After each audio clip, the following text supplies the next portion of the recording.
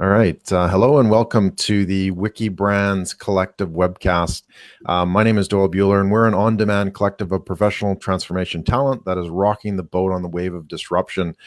In our second episode of Reinvent, we tackle the gap between culture and talent practices and how to build great people-based organizations in the digital age. And today I'm delighted to be joined by our guests. I've got Hilton Barbour, Managing Director, Canada, Gapingvoid Culture Design. I have Lisa Bull. She just joined us, which was fantastic. Great timing, Lisa, from Learning Excellent on Ceridian's People and Culture team. And then, of course, I have our good old Sean Moffitt, Managing Director of Wikibrands Toronto. And I'm your host, Doyle Buehler, CEO, Department of Digital in Australia. So let's meet our amazing guest. Hilton, you want to start first? Give us a quick little intro of yourself. Hi, thanks, Doyle, and happy to be here. I'm with Gapingvoid. We're a culture consultancy headquartered in Miami, but I am the Canadian representative. And in simple parlance, what we do is help organizations develop their cultures to be more cogent, to be more strong, and ultimately to be able to transform and change. That's what we do at Gapingvoid. Fantastic. And Lisa, let's you go next. Welcome. We didn't have a time to do a quick little intro beforehand, but glad you could connect. So really excited. Thank you. Thanks. And we'll just roll with it. That's what we do. That's our culture at Ceridian. I will tell you that much. Good. Good. Yeah. So I'm the Vice President of Learning Excellence at Ceridian, and Ceridian is a global HCM software company. So our primary product is Dayforce, and we work in the area of basically across the employee lifespan, everything from payroll, benefits, workforce management, talent management, you name it. So that's what we do. And my role is to focus on building and developing and educating our talent. Fantastic. Excellent. So today, sorry, Sean, I almost forgot about you. Goodness. No, Sean. Totally an oversight. Yes. You're in the middle. That's why. Managing, it's great. It's like one of these Brady Bunch type of things where these four heads, and I'm a blind spot, I suppose. Now we're Brady Bunch. Managing Director, Wikibrands. We focus on business transformation, and certainly culture and people is a big part of it. I'll probably play to this audience by saying it's probably bigger than the four other factors, but there's probably an even balance of technology and innovation and strategy and whatever. But culture is like one of those table stakes. So I'm excited to have our illustrious panel talking about something that is really important in transformation today. Oh, fantastic. Yeah. So that's really the introduction is we're going to be talking about culture, talent practices, how to build great people-based organizations in the digital age. So let's start this off. Like, what is culture, and how many companies are successful in translating, this thing called culture? Who wants to start? Hilton, you're closest to me. You're next door. Jump into the gaping void. Oh, there we go. That's a phenomenal question. There's so many great definitions of culture, but the one that always strikes me is candidly the most simple one, which is culture is what happens when nobody is looking. Because I think that's a fantastic way of articulating. It really is something that happens quite subconsciously in organizations. For as much as we try to create and nurture great cultures, what happens in every organization is that people behave and ultimately make decisions based on what they see around them. So if you think about that ultimate opportunity, which is if nobody's looking, what's the decision that I'm going to make? And to me, that's always been the simplest way of thinking about culture. What decision would I make in this situation? Am I going to help a customer or ignore them? Am I going to collaborate with a colleague or pretend that I never got their email? Am I going to speak up in a meeting or keep quiet? Those are all manifestations of your culture, but really it is what happens and the decisions you make when nobody's looking. Fantastic. And hopefully we'll go a little bit more depth in that. Lisa, what's your definition? Yeah, and I guess, I was going to frame it slightly differently, but effectively it means the same thing. When I think about culture, I think about, again, also pretty simple, the notion of how we do things around here, how things are done. And effectively, that's what Hilton was suggesting, which is whether someone's watching or not, what are the practices that we follow? What are the ways in which we behave? And so I think, culture really is those sets of behaviors, those ways of being, those attitudes, those values that employees bring, whether or not people are watching, but on a regular basis. It's what's consistent. It's what we do. And it's almost like unspoken rules, I guess. When we onboard new hires, for example, we try and think very clearly about what we want to articulate to them about our culture. But what you realize when you are onboarding people is there's a whole lot that goes on sort of underneath that is not spoken, that is also a big part of the culture as well. Fascinating. Excellent. Thank you. And Sean, what's your definition of culture? Well, that was a daunting two descriptions. I like both of your metaphors. I'm going to go a little bit more shallow, I guess, and just say it's the smell of a place. It's like this crazy amalgam of process and behaviors and rituals and incentives that add up to what is culture. And I think the strength of that is, wow, it's such a powerful motivating force to how you go to work at business. The problem with it is it's so squishy that oftentimes it feels more art than science. Oftentimes it's not done well, which was the other part of your question. And oftentimes people look around going, who's in charge of culture? Like who's responsible for this crazy thing? Do we have something called a culture stack? Because I know in technology, we have a tech stack and a CIO does that, but who's in charge of the culture stack? So is it HR? Is that a question? Almost a rhetorical question. Okay. Well, I mean, if we're jumping straight into that question, I'd say So my career has been in marketing, and if I may, much like Sean, you grow up with the sense that the brand is everybody's responsibility, and I think the alignment with culture is not dissimilar. Certainly, in a marketing sense, a CMO may be responsible by virtue of title, but everyone plays a role in bringing it to life. Everyone plays a role in either accelerating and moving it forward in a positive fashion, or stepping back and actually letting the culture that you have sort of continue to consume the organization. So sorry, go ahead. I was going to say, so if I'm being very literal, yes, it's not unusual to say there's a CHRO or there's a chief people officer who has culture in their remit. But the reality is it's everyone in the C-suite has a responsibility, and everyone who is a leader, and I think that's a critical point, everyone who's a leader is actually a culture carrier. And the question you've got to ask is, are they a positive culture carrier, or are they a reinforcement of the negative aspects of the culture we need to address?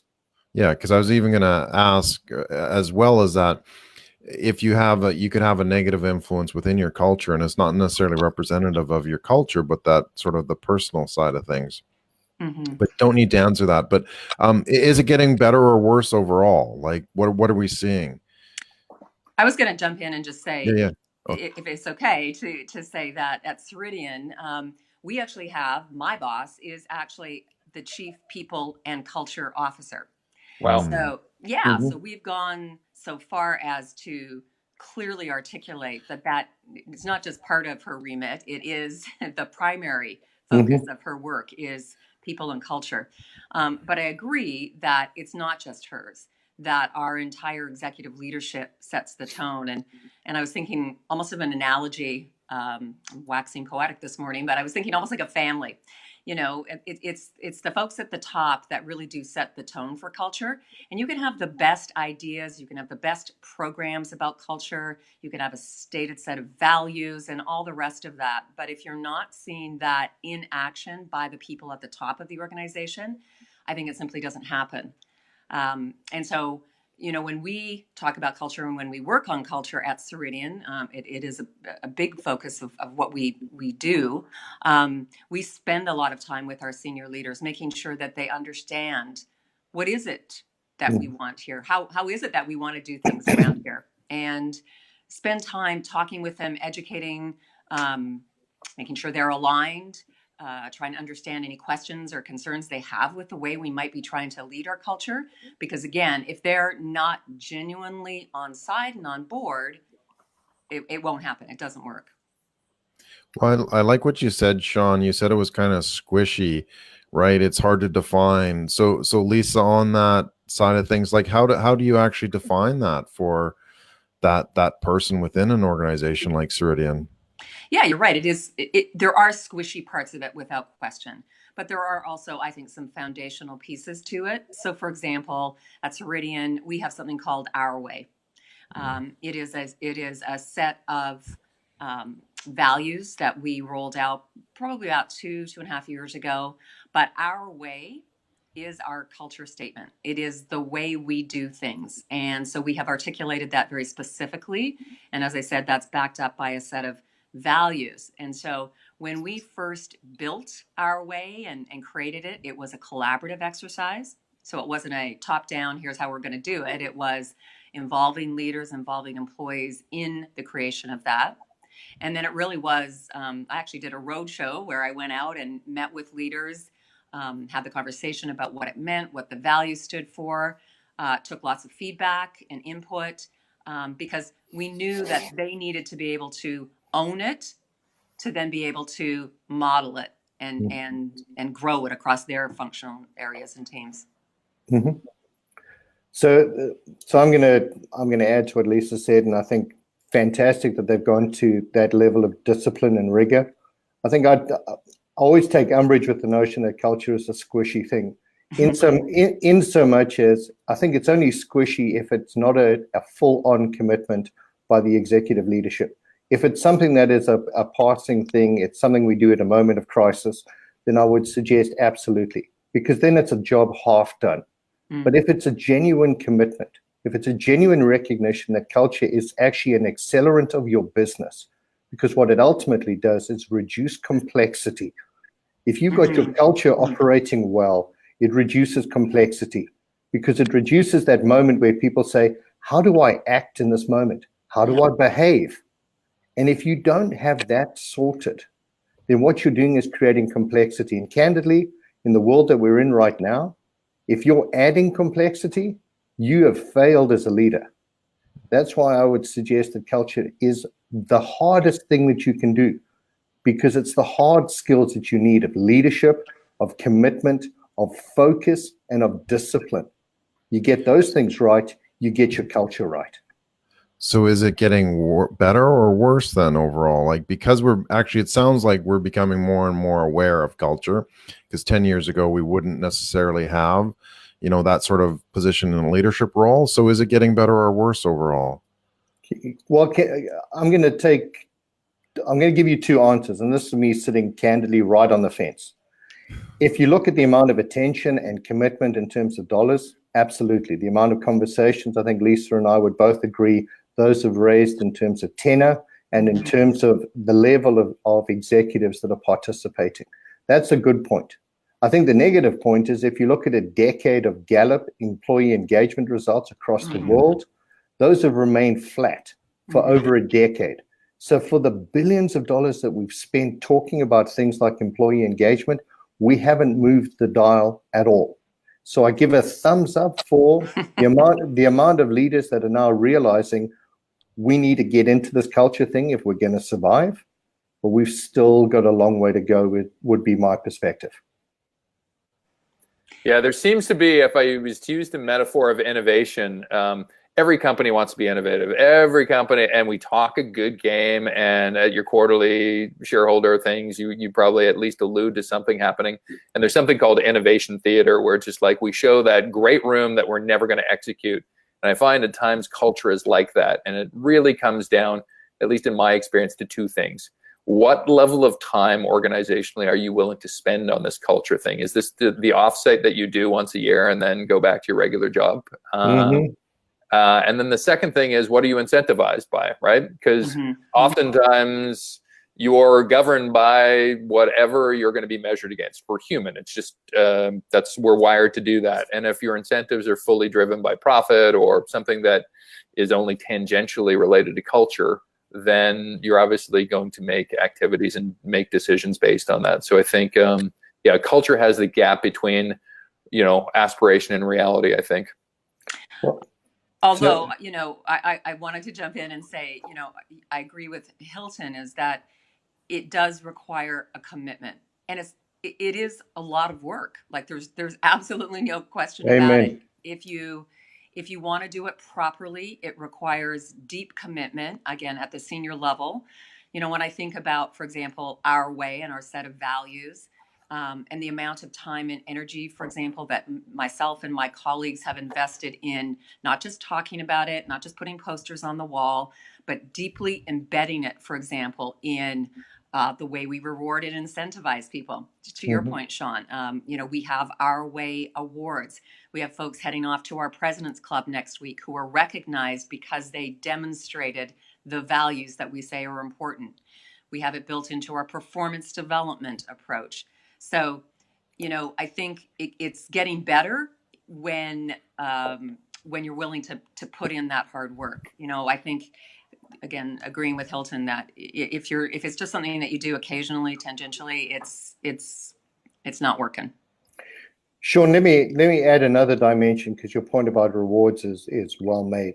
I think the other part, and it's a bit more subtle, is what does your culture tolerate? What are those small little behaviors that you let go? That salesperson who's high performing, but actually might be a bit of a sexist, or might use rough language in the office.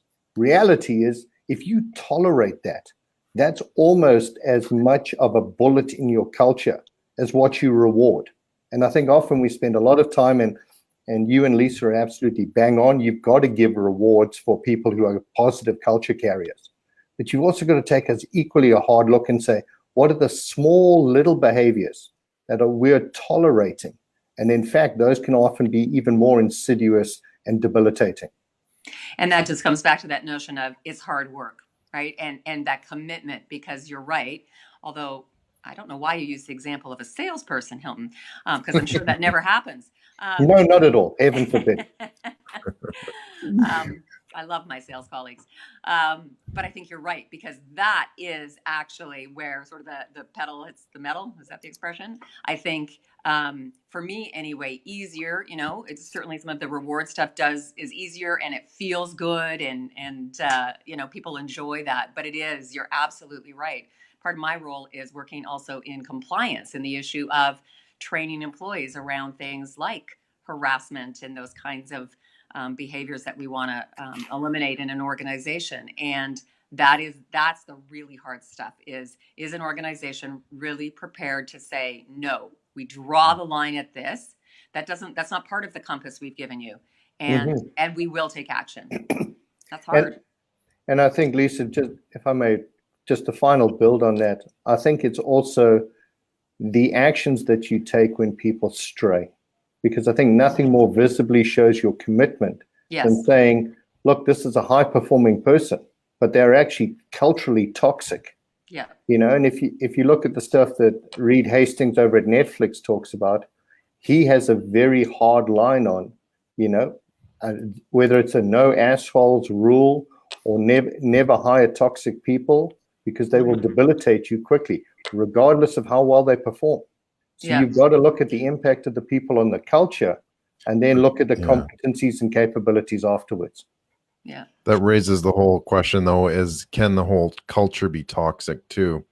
But I want to move on from there because obviously we have limited time here, but and basically throw a spanner in here. So we're talking about culture and sort of the people side of it, but you know, there's obviously a tug of war between technology and the people side of it. So with all of this AI and the automation of work and that sort of thing, like how is that going to affect culture?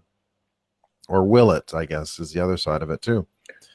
Well, I'd suggest that there's a couple of factors at play. I think the promise of AI and the reality of automation are right here on our doorstep. But ultimately, we're still going to need people, at least in the foreseeable future, because people are still the ones who build your business plan. People are still the ones who creatively come up with that innovation that Sean talked about earlier. People are still the ones who sit and dream about what's next. Respectfully, I don't think AI and automation can do those. So for the time being, us humans still got a place in the workforce. The reality, though, is we're thinking about 5 generations now that are sitting inside many companies. 5 generations. All ultimately looking to be empowered and looking to get a great working environment. And that changes because you've got people who want to work and need to work remotely. And there's still people at the tail end of their career who still want to contribute.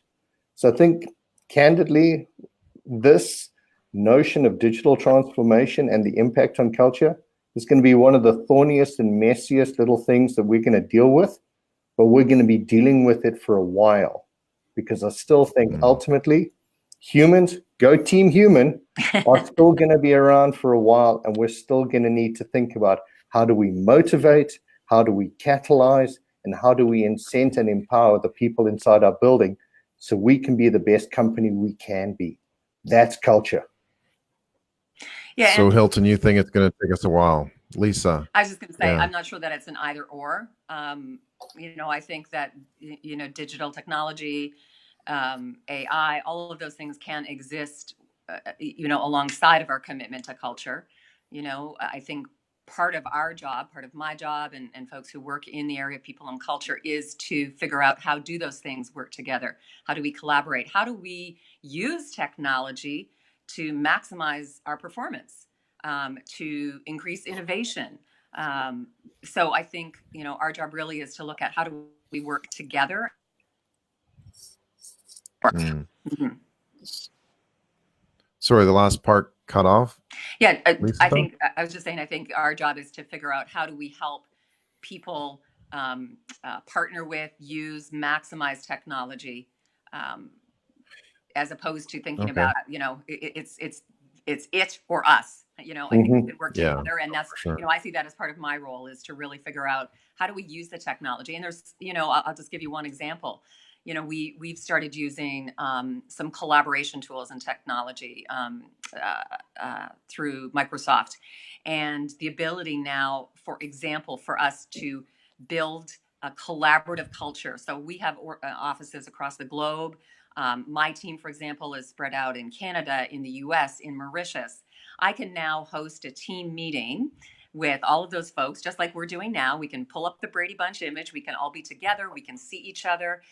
Then we can collaborate online. And so the culture that we're creating as a team is happening because of technology. Mm-hmm. So I think it can really help us create even better cultures. So, Sean, it's your turn. I go down a little bit, and it's strange for a tech guy like myself to. It's strange like a tech guy like myself to say this, but I go a little negative on this one, and I think there's probably this time window of a decade or 15 years where we have to get through. And I say it for two different reasons. One, I think I even sent you guys a link about GM closing up its Oshawa plants here, and the real reason is car plants are automating themselves to the point where we don't need multiple plants and that many people, and so. How do you then, as GM, go out to a world and have your CEO stand in front of all your troops, or air a commercial saying we got such a great culture when automation has just cut the company in half in Canada? So I think there is a job implication.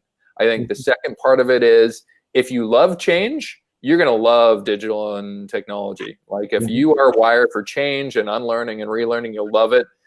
My stats, and Hilton, you might bear me out because you did talk about kind of the disempowerment of employees.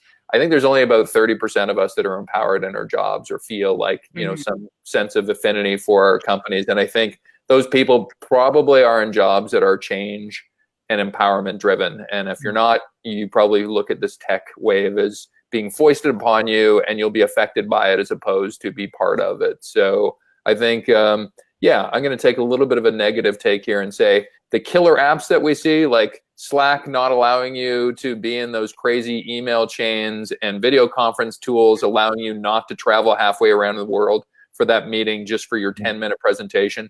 All that's great. But I think in the wider picture, I think technology is going to cause a 10 to 15-year real challenge for people like Lisa and Hilton in terms of transformation. But that's why it's so important, right? Absolutely. Well, so Sean, excellent examples. I think, a couple of other considerations I would put in there. I'd say the one is, these are societal changes. These are not just business changes. These are societal changes. So as we talk about things like universal basic income, that's something beyond corporations, and that's something that gets into federal government. And how as a society are we going to interact with the reality of work at its fundamental level is changing. That's not something that a single corporation can do. But here's what I would suggest, that corporations individually have to map, as they always have, what's their path to success? What does that look like? What is the role that humans play in making that success happen? What's the role that technology plays in accelerating that success? But ultimately, I think the ones that fail are the ones that try to hide or are less than transparent about, here's where we're going, here's why we're going there, here's what we need from you as people to contribute. I think the worst thing that can happen is you can talk out of both sides of your mouth and say, we love people, while I'm smoking 35,000 of you, because nothing transmits faster to your culture than you said one thing and did another. Now, whether it's back to that salesperson or whether it's your CEO standing up and talking out of both sides of their mouth, that's where culture falls apart, because it's not what you say, it's what you do that your people remember. Yeah, absolutely. And I have a bit of a bias as well. I totally agree that transparency and talking people through the change is important. I was on a call yesterday just talking about, some change that's happening within our organization, and that happens every week. There's constant change and growth and development. And one of my biases is change management and our obligation as part of our culture to talk to people about what's happening. Not only talk to them about the actual changes that are occurring, whether they're technology driven or otherwise, but also talk to them about what that feels like, what the impact of that is, and offering them some tools and resources to work through that. I think that's part of our job. And I think that's also part of building a culture that says, yeah, the world's changing. Absolutely. Our company's changing. It's going to keep changing. We need you. We want you. You're part of our organization. But we're going to change. But we're also going to help you move with that change. And Lisa, Lisa, if I can add one thing to that, which is, I think what we often forget is we often sense that business is rational. The reality is business is not. Business, the minute it involves people, is emotional. It's about feelings. And that's the reality. That if we think about these things, technology, you can look at it as a highly rational exercise, or you can look at it as a highly emotional thing. And Sean, I see you nodding, which is fantastic. To me, the optimism is about finding that intersection where we can emotionally connect our people to the change we want them to have and to participate in. Because if you don't lead with your heart, it's really hard for your head to follow. So that's me. I'm a human optimist. I'm a tech optimist. I think these things can coexist. But I think if we're too rational about it, that's when we start to take a very sterile approach. And that's doomed to fail. Yeah, no, and that's why it's squishy. Come over here, I'll give you a big squishy hug, mate. So on that, go ahead, Sean. I was going to say, it's back to you, Doyle. You got the conch. Steer us. Yeah. No.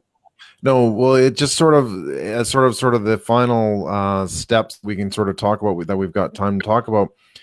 Hilton, you kind of touched on it, but what do companies need to do to reflect this transition into the digital age, while maintaining, obviously, culture? We've said that culture is important. So what do companies need to do? Hilton, I'll get a quick answer from you, and then Lisa as well. So I would suggest two things. Firstly, culture is a team sport. It's not just for one person. And putting it solely on the shoulders of one person, I think, is an abdication of your leadership responsibility. It's a team sport across your entire executive team. And the second thing I think you need to do is back to that commitment word. You want to get it right, you have to commit to your culture as much as you commit to your tech stack. If you're going to do one without the other, again, you're abdicating responsibility. Granted, it may be easier to be really committed to your tech stack because it's rational. But if you're not as emotionally committed to your people, that part's going to fail. And I will tell you, your transformation ultimately is doomed if you don't get the two right. So you have to merge the tech and the culture. Excellent. Thanks, Hilton. Lisa, what do you think? I feel like I'm just agreeing with Hilton all day today. But He's a smart man. He is very and smart. ridiculously good looking. And I'm really proud to say that I think that at Ceridian, that's what we're doing. When I listen to our CEO, David Ossip, talk, you will hear him talk about both of those things. You will hear him talk about technology and our innovation, and you will hear him talk about our deep commitment to our people. He, as our leader, speaks equally passionately about both of those things. Because he believes, and we have seen through experience over the last couple of years, that it is the commitment to both of those things that makes the difference. So I'm incredibly proud of the fact that we're actually walking that talk, and I do think it's what makes the difference, and we are seeing the difference at Ceridian. So, I can say very honestly, I believe it is the commitment to both that will make the difference and will lead to success for organizations. Fantastic. Thanks, Lisa. And Sean, any sort of closing words, either on that topic or in general? Well, I think that, both Hilton and Lisa brought up really salient points on this stuff. I think it's, to Lisa's point about resilient leadership. I mean, CEOs are probably more important now than they've been before, which is strange to say because this world of command and control, people resist it and are not wanting it. But I think the CEO as a kind of a rallying cry for culture should be if not double, triple what they do in kind of a regular square day. Because I think that's what will allow companies to change. I sent you guys an article about Microsoft and how the Steve Ballmer age of competition has singularly changed in this group of 135,000 employees to empowerment, and it's really been Nadella's kind of leadership that has caused people to go, yeah, I guess I'm not going to be rewarded based on that old way of doing things. And I do think as well, the article pointed out to kind of having a North Star focus, right? Like we have so many PowerPoint presentations thrown at us and like different things that distract us in our day-to-day jobs, but to have a real clarity of thought in terms of, I'm sure my way, if I read it, would have a clarity in terms of this is what Ceridian does, and this is how it gets reinforced monthly, weekly, daily. This is how we measure it.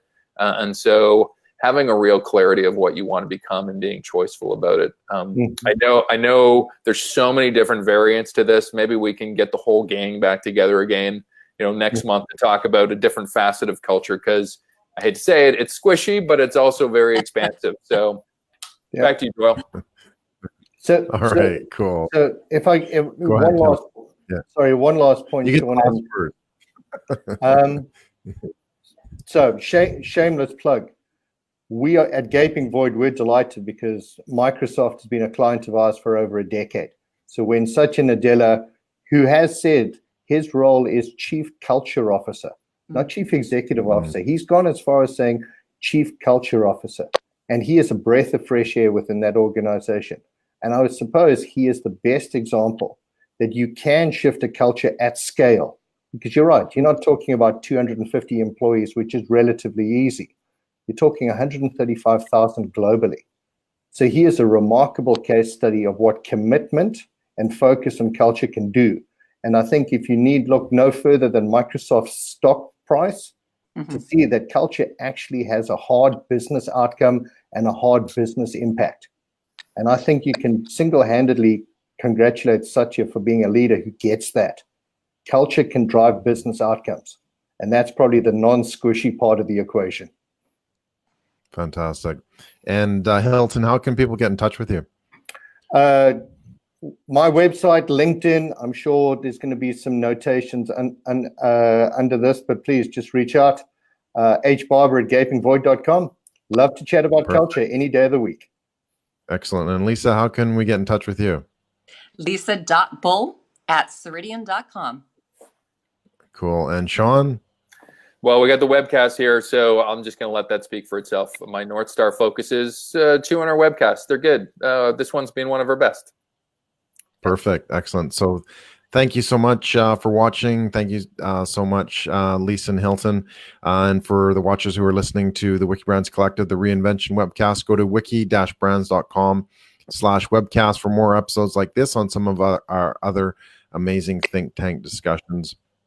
As I said, thanks to our guests, Hilton Barbour, Managing Director, Canada, Gapingvoid Culture Design, Lisa Bull, VP Learning Excellence on Ceridian's People and Culture Team, and of course, Sean Moffitt, Managing Director, Wikibrands. So if you learned something, please like and share, or simply ask us a question and we'll respond as quickly as possible. We have some amazing shows coming up as well on Wikibrands Collective Webcast. Take a look at wiki-brands.com/webcast to find out more. Thank you so much, everybody, and we will see you all online. Thank you. Bye-bye. See ya.